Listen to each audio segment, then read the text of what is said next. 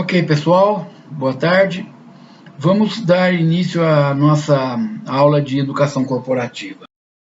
Educação corporativa, que alguns chamam de educação empresarial, é a aquisição de competência para melhorar um processo de aprendizagem e gestão de conhecimento, para quê? Objetivando um atendimento, digamos, da instituição. Basicamente isso. Ela tem como objetivo, melhorando a minha competência, eu ser o melhor. É isso que funciona basicamente. O público-alvo são os colaboradores internos e externos, os familiares, os fornecedores, ou seja, todas as pessoas que têm relação com a empresa. Né? Por isso que nós falamos que existe uma responsabilidade social da empresa. Né? O que é essa responsabilidade social? É aquele atendimento, aspas, né, que ela dá para a sociedade no geral. Então, isso é fácil de você perceber, por exemplo, quando você pega uma empresa numa cidade pequenininha. Né? A cidade vive em função dessa empresa. E a empresa percebe que ela pode, por exemplo, ajudar mais a cidade.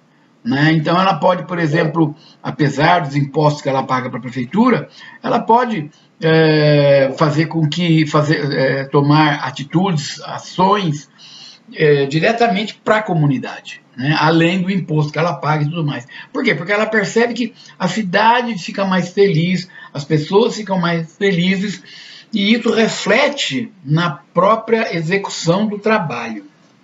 Né? Nós sabemos disso, né? Eu já devo ter falado isso, que eu sempre falo. Quando nós temos um final de semana gostoso, né, que a gente fica feliz, alegre, né, segunda-feira nós vamos trabalhar mais felizes, mais contentes, mais empreendedores, digamos, né, porque a gente teve um final de semana gostoso e tal. Quando você tem um final de semana que foi um problema, briga, você vai segunda-feira assim, tipo, putz, mas o que eu estou fazendo aqui? Eu devia estar em casa, devia estar com minha mulher, com meu marido, e daí afora. Por isso essa responsabilidade social. Quem é o corpo docente dessa educação corporativa? Segundo o Meister, 70%, em torno de, são os próprios gestores, o próprio gerente, o próprio diretor. Exatamente o que precisa ser feito para que esse funcionário adquira as competências que ele precisa para o próprio trabalho dele. Certo? Que está definido pela própria instituição, né, objetivando a realização dos objetivos da empresa. As características básicas para essa educação corporativa é definir claramente a importância para o sucesso da empresa, a realização de um diagnóstico. Então, nós precisamos fazer um diagnóstico do que nós precisamos que as pessoas tenham de competência, e precisamos desenvolver essa competência, tá certo? Ter foco nesse aprendizado organizacional, e aí a gente procura estabelecer uma cultura voltada à aprendizagem. Isso é fundamental na empresa, né? Pessoas que realmente têm interesse em aprender, em se inovar, pessoas que aceitam mudanças, gostam de mudanças, que se nós formos ver o nosso dia a dia, nós, por exemplo, não somos muito afeitos a mudanças. Quando fala que vai ter mudança de alguma coisa, mudança de um sistema, mudança daqui, a gente fala, mas que saco, né? Já estava acostumado com aquele sistema, estava acostumado com aquele chefe, estava acostumado naquele departamento. Nós não gostamos muito de mudança. Isso faz parte da própria cultura da empresa. Quando a empresa tem, por exemplo, aquele sistema que o fulano, que os funcionários conseguem enxergar que a mudança é alguma coisa extremamente positiva, tanto para ele quanto para a empresa, isso vira uma cultura, e essa cultura é disseminada na empresa, que é um ganho que a empresa tem. Né? Outra característica básica é focar nos públicos internos e externos, né? Cliente, fornecedor, distribuidor, parceiro, afora, e enfatizar programa dirigido para... Nós temos 7 princípios que nos norteiam em relação ao desenvolvimento desse processo de educação corporativa, que são eles: competitividade, que é a educação como fator gerador de aptidões, que tornem a pessoa, a empresa e a pessoa mais competitiva no mercado; a perpetuidade, que é a educação como ferramenta de gestão do conhecimento, permitindo criar, manter, transformar e transmitir as crenças e valores da empresa; a conectividade, né? Conectividade é a ideia de a educação como formadora de uma rede, quer dizer, todo mundo conversa com todo mundo, né? A ideia da conexão. A disponibilidade, ou seja, se dispor do teu conhecimento, quem sabe mais ensina para quem sabe menos, então essa facilidade de disseminar conhecimento, né, independente de qualquer situação, hora e lugar. A cidadania, que é apoio ao desenvolvimento individual, coletivo e social das pessoas. A sustentabilidade, que hoje é fator fundamental, né, quando se fala em recursos naturais. E, por último, a parceria, que é enriquecer o processo de educação por meio de parcerias produtivas, como universidades e empresas especializadas. Nós temos possibilidade, por exemplo, de fazer uma parceria, uma empresa pode fazer uma parceria com uma faculdade, uma universidade, de maneira que essa faculdade, universidade, desenvolva processos, desenvolva metodologia, desenvolva, né, para essa empresa, certo? Tanto os alunos podem ir na faculdade fazer o curso, quanto a faculdade pode vir para dentro da empresa e fazer um curso específico, que a gente chama in-com. Os conceitos de educação corporativa nos levam à ideia da universidade corporativa, que é um sistema educacional implantado numa organização para atender seus funcionários, clientes, parceiros e daí afora. Os objetivos dessa universidade corporativa são trabalhar aptidões-chave para o seu negócio, proporcionar um aprendizado voltado para a prática, desenvolver competências de forma sistemática, fixando o valor da organização, contribuir para a identidade da empresa por meio da fixação da cultura. Dá para perceber que a cultura é extremamente fundamental, né? É aquilo que eu comentei anteriormente. Quando a empresa tem uma cultura de realmente fazer melhor, de todo mundo quer aprender, todo mundo ensina todo mundo respeita todo mundo, é cultura, isso é cultural, né? Isso é um... Né? Os conceitos de educação corporativa, temos basicamente o tipo de ensino, que é para trabalhar a educação corporativa, as empresas têm que utilizar tanto o curso presencial quanto não presencial, são esses que nós estamos fazendo agora. A competitividade, né, que é a ideia das pessoas no que tange a melhorar o conhecimento, habilidade e atitudes, né? Essa competitividade, eu já devo ter dito, que eu reputo como muito importante a ideia de que a competitividade ela tem que ser voltada para mim. Né? Eu não gosto, eu não acho positivo competitividade. Quando eu falo competitividade, eu tenho que ser melhor do que todo mundo. Não, eu tenho que procurar ser melhor do que eu. Né? Eu ser melhor hoje do que eu fui ontem, ser melhor amanhã do que eu sou hoje. Né? Basicamente, a ideia de competitividade para mim é muito essa. Né? Eu não preciso de ninguém para ficar me olhando para dizer que eu sou melhor do que esse, melhor do que aquele. Tá certo? Então, essa competitividade sou eu comigo. Aí, dessa forma, a educação começa a permear todos os setores da sociedade e as organizações reconhecem nela um fator de estímulo à produtividade e inovação. Né? E ela pode ser vista também como uma vantagem competitiva sustentável, já que tem o caráter motivador com efeito a longo prazo. Aqui é a ideia do stakeholder, né? Que é o público estratégico. Basicamente, stakeholder significa pessoas que têm relação com a empresa. Pode ser funcionário, fornecedor, a mulher, o filho, acionista, ou seja, que está dizendo aqui, pessoa ou grupo que tem interesse em uma empresa. Os conceitos de educação corporativa, as exigências pedidas pelo mercado. Nós temos que aprender a aprender, né, que é a ideia realmente que nós temos que ter, de que nós temos que entender que nós temos que efetivamente nos voltar ao aprendizado, a ideia da comunicação e colaboração, o raciocínio criativo e a resolução de problemas, conhecimento de negócios globais.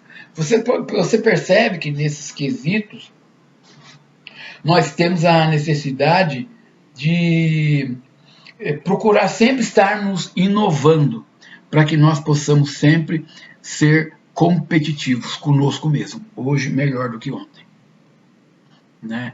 E tem também a ideia do desenvolvimento da liderança, que é autoliderança, autogerenciamento. Quando a gente fala em liderança, a gente pensa sempre em mandar nos outros, né? Eu penso sempre na liderança. Primeiro, antes de eu aprender a mandar nos outros, eu tenho que aprender a mandar em mim mesmo, né? Eu não consigo me dominar, eu não consigo fazer me disciplinar nas minhas atitudes, não consigo me disciplinar na minha forma de relacionamento. Como que eu quero liderar alguém? Como que eu quero mandar em alguém? Então, por isso que a autoliderança é fundamental no processo de liderança. Logicamente, a autoliderança vai nos levar ao autogerenciamento. Então, a ideia de chegar no horário certo, a empresa que tem uniforme, usar o uniforme sempre certinho, a ideia de obediência, né? De saber abaixar a cabeça para a chefia, saber conversar, tudo isso faz parte dessa autoliderança, autogerenciamento. E aí, o autogerenciamento da carreira, que é um ponto fundamental para que nós possamos saber. Aí nós temos os 10 objetivos básicos da educação corporativa ou universidade corporativa, que é oferecer oportunidades de aprendizagem que dê sustentação às questões empresariais mais importantes das empresas, considerar esse modelo como um processo e não um espaço físico, elaborar um currículo que incorpore os 3 Cs, que é cidadania, que são cidadania corporativa, estrutura contextual e competências básicas, treinar a cadeia de valor e parceiros, clientes, distribuidores, stakeholders, que possam fornecer os trabalhadores de amanhã, passar do treinamento conduzido pelo instrutor para formato de apresentação da aprendizagem, encorajar e facilitar o envolvimento dos líderes com o aprendizado. Isso aqui é um ponto, né? Muito líder manda o fulano fazer curso, manda ele fazer não sei o quê, mas ele não vai. Então é muito importante nós encorajarmos os líderes a participar desse processo também. Porque muitas vezes o funcionário começa a fazer muito curso, o funcionário começa a fazer muito treinamento, o funcionário começa a ficar melhor que o chefe. E aí o chefe começa a ficar, aspas, com medo do funcionário. Esse cara vai pegar meu lugar. E pode pegar mesmo. Então, por isso que o líder tem que ser incentivado de melhorar a sua própria performance com esse aprendizado, para que ele possa sempre estar apto a comandar. A ideia básica é essa. Um outro objetivo básico é passar do modelo de financiamento corporativo para a alocação do autofinanciamento pelas unidades de negócio, né? Então, significa que cada departamento é responsável pelo seu budget, tá certo? Então ele tem um budget onde ele diz que, olha, eu quero gastar dinheiro para treinamento, eu quero gastar dinheiro para levar o meu funcionário para fazer um curso fora, e daí afora. Assumir um foco global no desenvolvimento de soluções de aprendizado, criar um sistema de avaliação. Para que nós precisamos de avaliação?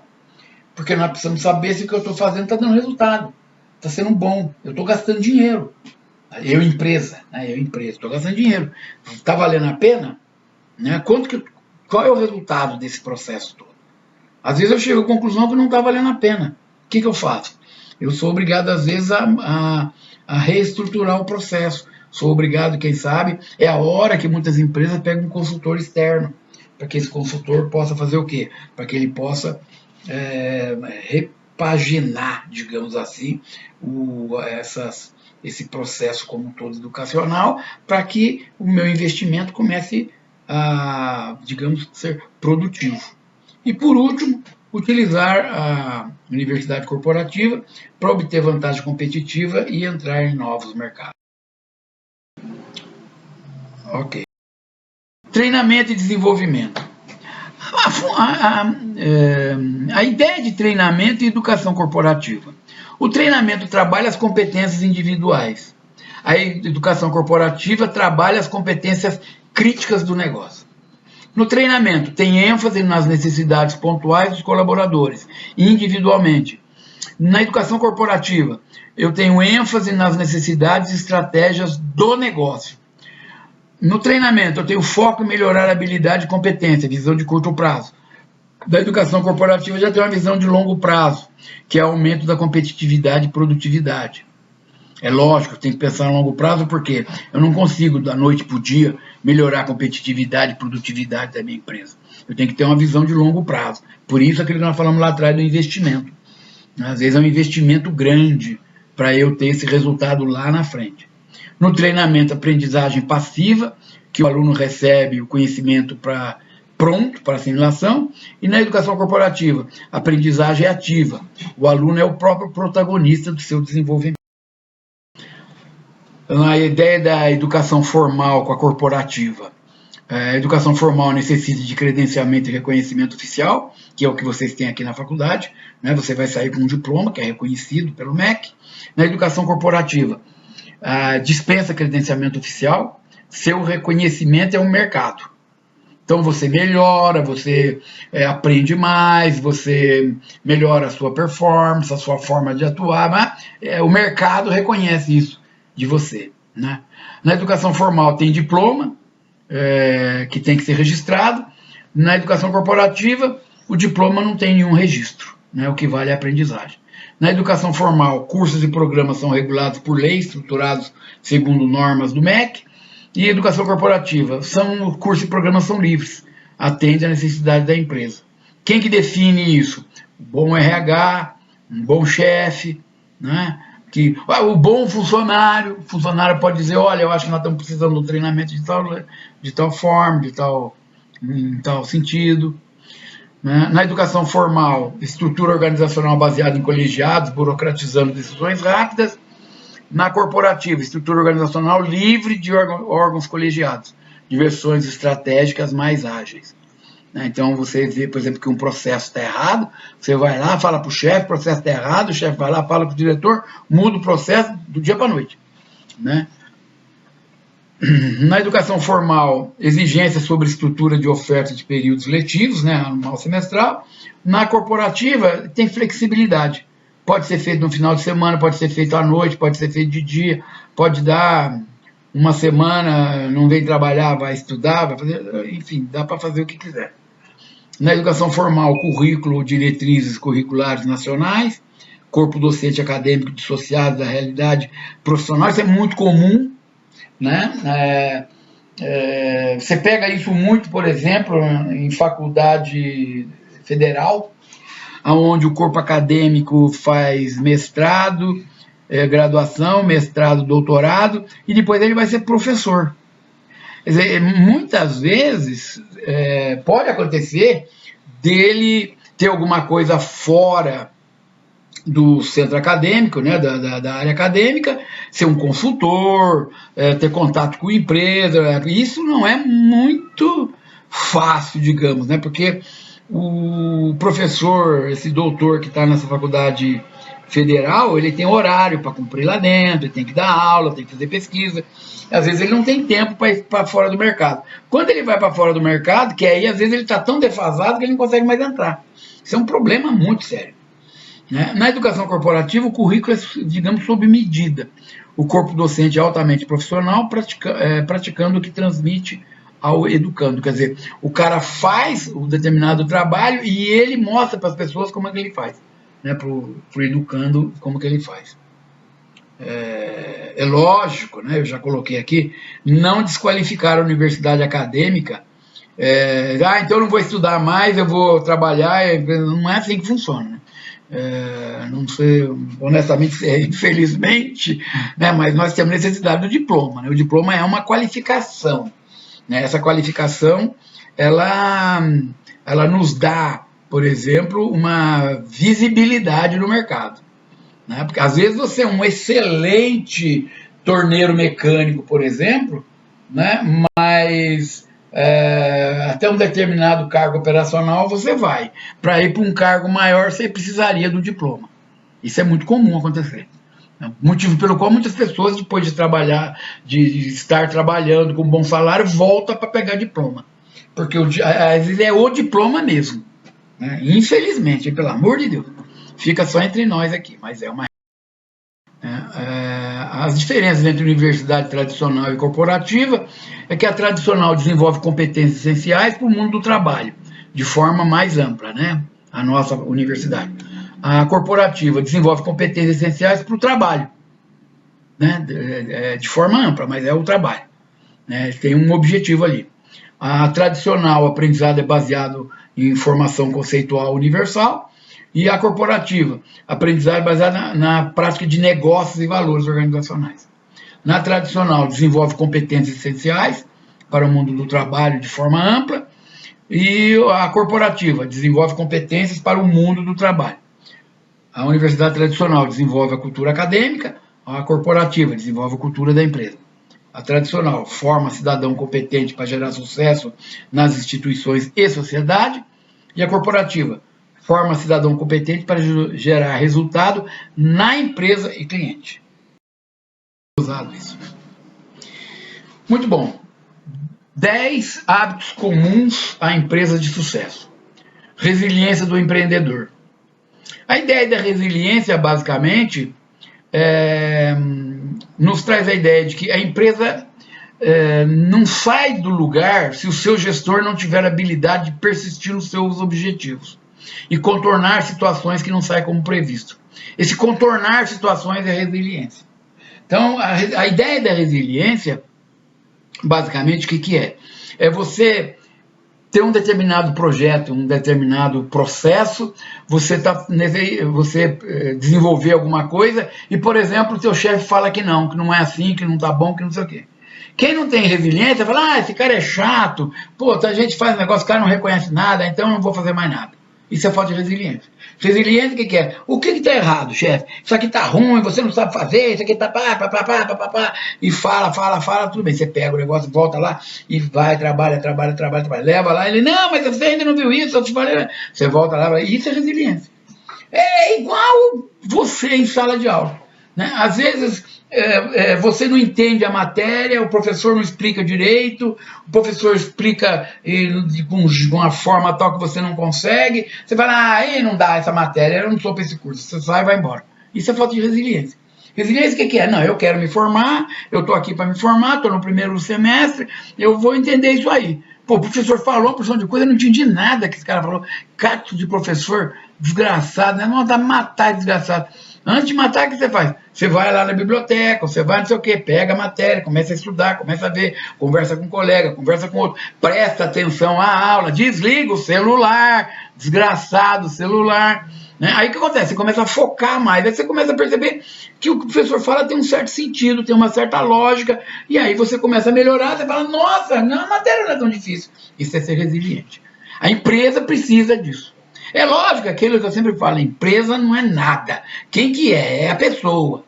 Então, por exemplo, se você não tem resiliência para aprender uma matéria na faculdade, por exemplo, né, como nós estamos aqui, quer dizer, a probabilidade de você ser resiliente no seu trabalho também é muito pequena. Por quê? Porque você não tem essa característica. Você não desenvolveu isso. Né? Só que você está percebendo que, pelo que eu estou te falando, eu quero que você entenda que isso é fundamental para o seu sucesso. Né? Que é o quê? Que é exatamente aguentar os trancos mesmo, sabe? Aguentar a porrada, levantar a cabeça, bate outra vez, levanta a cabeça, bate outra vez. Chega uma hora que, sabe, você fica com o pescoço duro, pelo menos o pescoço, né? E aí você vai para frente e vamos para o próximo, que essa aqui eu consegui passar. Aí, o outro hábito é o vínculo firme com o cliente. Então a ideia é que nós temos que conhecer o cliente. Não adianta esse negócio de achar que o cliente, que droga, nossa, chegou o cliente aí. Nenhuma empresa trabalha para pagar salário, para dar emprego. Né? A empresa pode até trabalhar para deixar o dono da empresa rico, né? Que é um imbecil. Né? Porque a ideia da empresa é aquilo que eu já falei para vocês. A empresa, no futuro, a empresa inteligente, ela quer atender bem o cliente. Né? Se eu vou ganhar dinheiro, se eu vou dar emprego, isso é um detalhe que nós vamos ver lá na frente. Primeiro eu vou atender bem o cliente. Maravilha? Maravilha. O cliente está contente? O cliente está contente. Se o cliente está contente, eu tenho certeza que eu vou ganhar dinheiro e vou manter emprego. Essa que é a ideia. pensamento a longo prazo. É o que vocês estão fazendo, por exemplo. Vocês estão tendo um pensamento a longo prazo. Não tão longo, né? Porque 2 anos hoje é muito pouco tempo para pensar a longo prazo. Mas a empresa, ela tem que pensar em lucro e resultado a longo prazo. Né? Quantas empresas trabalham 1 ano, 2 anos, 3 anos, 4 anos, 10 anos, né? Sempre ali, né? Financiamento de banco, pega dinheiro em banco, desconta papagaio. Porque hoje em dia não existe mais papagaio, né? Papagaio é aqueles créditos que banco dava antigamente. Hoje não tem mais isso. Mas enfim, que a empresa fica ali 5 anos, 10 anos trabalhando com cheque especial, sabe? E melhorando. E depois de 10 anos é que ela começa a dar resultado. Que o cara fala, puta, até que enfim vou poder comprar um carro zero, até que enfim vou poder sair de férias com a minha família. Né? Por quê? Porque o imediatismo mata qualquer negócio. Brasileiro pensa muito isso. A garotada, vocês jovens, vocês pensam muito no imediatismo. Vocês querem tudo a tempo e a hora. Vocês entram numa empresa, e depois de 3 meses, bom, como é que faz para ser gerente desse negócio aqui? Porque já sei tudo e tal. Quer dizer, porque faz parte. Né? Vocês são os filhos do WhatsApp, né, celular que está à mão, vocês são os filhos do controle remoto, né, que muda tudo sentado, vocês são os filhos do micro-ondas, né, que põe lá em 2 minutos, esquenta a comida, não sei o quê, né, vocês são os filhos dos automóveis, que pega o carro, sai e vai embora a hora que quer. Né, tudo isso faz com que, vamos dizer, esse imediatismo a nível do nosso dia a dia, se for transferido para a empresa, é extremamente negativo, não existe isso. Se for transferido, por exemplo, para o curso que você está fazendo, é extremamente negativo. Por quê? Porque não existe isso. Né? Porque se você está no 3º ano, por exemplo, no 4º ano, você percebe que você já melhorou muito, mas você levou 3 anos, 4 anos. Né? Ou seja, o tempo ele é requisitado para que nós... Outro hábito comum, por exemplo, é o modelo de negócio estabelecido a partir da necessidade e não do tamanho dos recursos. Então, nós precisamos, segundo o Ribeiro, definir o capital que será investido em uma determinada companhia e depois adequá-lo aos recursos disponíveis não é a maneira mais eficiente de começar um negócio. Primeiro, precisa criar a empresa do tamanho necessário e buscar investidores. Por quê? Porque assim ela tem condições de fazer um bom produto para o mercado que precisa. Geralmente não é assim que nós fazemos, né? Geralmente a gente começa o nosso negocinho igual o Bill Gates. Começa lá na garagem de casa, montando um negocinho, fazendo não sei o quê. Mas muitas dessas empresas que começam na garagem, né, quebram. Muitas delas quebram. Essa ideia do Ribeiro aqui é uma ideia de quê? De que você começando um pouco mais, uma base um pouco mais sólida, sua probabilidade de sucesso. Investimento em gestão de pessoas, né? Então montar um time eficiente, né? Isso aqui, putz, eu acho que falar isso aqui é uma bobajada, né? Porque o gestor, quando conhece bem a sua equipe, quando sabe treinar o seu pessoal, sabe selecionar. O gestor tem que saber selecionar gente. Tem gestor que não sabe selecionar ninguém, não sabe conversar. Quando olha no funcionário, vê a aparência física, mulher, tem muito isso. Ela é bonita, ela é gostosa. Tudo bem, mas ela é boa profissional, pô. Tá certo? Então, como é que funciona isso? Né? Por quê? Porque a pessoa não tem essa característica desenvolvida de selecionar gente. Né? Então, ele seleciona a gente pelo... fulano foi simpático, fulano é bem vestido, a menina é bonita. Tá bom, mas e aí? Né? Aí o que acontece? Você contrata alguém que efetivamente está procurando um emprego, não está procurando trabalho, você também não está procurando um funcionário, você está procurando alguém de visual bonito, por exemplo, né? Alguém, sei lá o quê, e o que acontece? Onde você vai ver esse resultado errado? Lá na frente que você vê que a pessoa não corresponde àquilo que você precisa. Às vezes não é só a pessoa não, hein? Às vezes é a equipe inteira. A equipe inteira foi mal selecionada. E aí você, quando precisa de resultado, você não encontra. A culpa é do gestor, que não sabe selecionar, não sabe dizer não, não sabe tirar aquilo que eu falo. Presta atenção nisso. Nós, quando vamos decidir alguma coisa, conversar com as pessoas, nós precisamos ter muito claro na nossa cabeça a parte racional e a parte emocional. Então, quando você vai conversar com alguém para selecionar, a pessoa pode ser bonita, pode ser gostosa, pode estar bem vestida, pode cruzar as pernas lá e mostrar um lance legal para você. Só que você tem que colocar a emoção de lado e você tem que trabalhar com a razão. Ah, pô, professor, mas é difícil, né? É difícil mesmo. Só que acontece que muitas pessoas usam desses artifícios para enganar a gente, né? É a hora que a gente quebra a cara. Porque depois que você contratou, depois que você colocou, às vezes você não pode voltar atrás, tá certo? Você não pode mandar embora, você é obrigado a ficar com a pessoa, senão o resto dos tempos, pelo menos por um determinado período. Tem empresa que quando você contrata alguém, você quer mandar embora, fecha a vaga. Por quê? Porque a hora que você mandou embora, você teve despesa que já estava no budget para manter a pessoa o período até o final do ano, por exemplo. É por isso que nós precisamos ser muito espertos nesses pontos de trabalhar com a razão.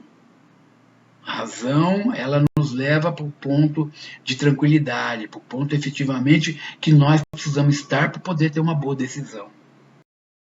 Muito comum para a empresa de sucesso é reinvestir o resultado. Né? Tem gente que, eu tive 1 milhão de lucro, pega 1 milhão, vai comprar uma casa, vai comprar um barco. Tem empresa que é assim. Depois você não entende porque depois de um tempo ela quebra. Por quê? Porque não investe, não reinveste o resultado. Né? Então quando você tem um resultado, uma parte você gasta, né? Uma parte você guarda, uma parte você investe. Tá certo? Por quê? Porque você tem que fazer esse tipo de reinvestimento sempre competitivo. Outro hábito é a visão de retorno sobre o investimento e não de lucros e prejuízos. Então, uma companhia que só pensa no que ganha e no que perde no presente e não olha para o que pode vir à frente, cria uma armadilha, né, de acordo com essa série aqui. Né, o certo é pensar o que eu tenho que fazer para continuar a ter lucro no futuro. Quer dizer, você percebe que a gente está sempre tendo que pensar, está sempre tendo que raciocinar. E não é emocional, é racional. Tem que ser raciocinado, tem que ser pensado. Por isso nós precisamos ter gente boa do nosso lado. Nós precisamos saber montar uma boa equipe. Porque a hora que a gente pensa errado, o fulano fala com a gente, o fulano altera com a gente, mas a gente, mesmo sendo dono do negócio, mesmo sendo chefe, você para, você ouve depois, mesmo na hora você pode sair bravo, mas depois você pensa e fala, se aquele cara estava certo, aquela mulher, aquela louca estava certa. Ela gritou comigo, mas ela tem razão. Ela está defendendo a empresa, ela está defendendo o nosso futuro.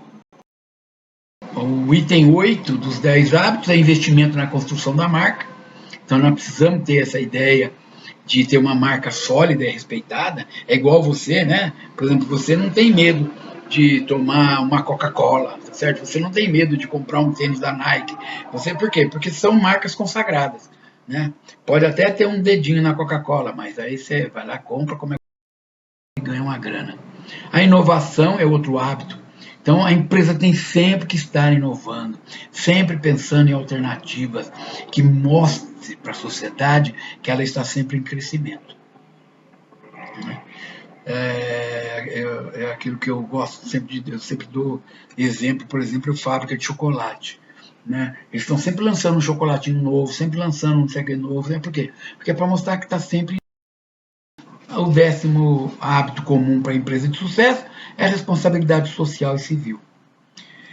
Empresas que pagam imposto em dia, se preocupam em contribuir para a sustentabilidade, são empresas bem vistas no mercado. Agora mesmo, por exemplo, eu vi o presidente da IP, o diretor, sei lá que cargo que é, apareceu na televisão dizendo que ele tinha mandado não sei quantas toneladas de sabão em pó e de detergente para a favela, para essas comunidades, toneladas, né? Porque ele dizia que, conforme foi dito o coronavírus, tem uma camadinha de gordura, né? O vírus tem uma camadinha de gordura, por isso que está mandando lavar a mão e tal, porque tirando essa camadinha de gordura ele morre. Então ele distribuiu sabão para Deus e o mundo. Inclusive ele disse que os insumos, né, a matéria-prima para ele subiu, e ele disse que ia manter o preço da matéria-prima. Isso é responsabilidade social e civil. Quer dizer, eu, por exemplo, até já comentei com a minha mulher, né, com a minha esposa, eu falei para ela, quando ela deixou eu falar, né, que ela pedia a vez, ela deixou eu comentar, eu falei para ela, quando for comprar detergente, compre IP, né, nós temos que reforçar essa marca, né, porque é uma marca que pensa na gente, é uma marca boa. Então, essa que é a ideia da responsabilidade social.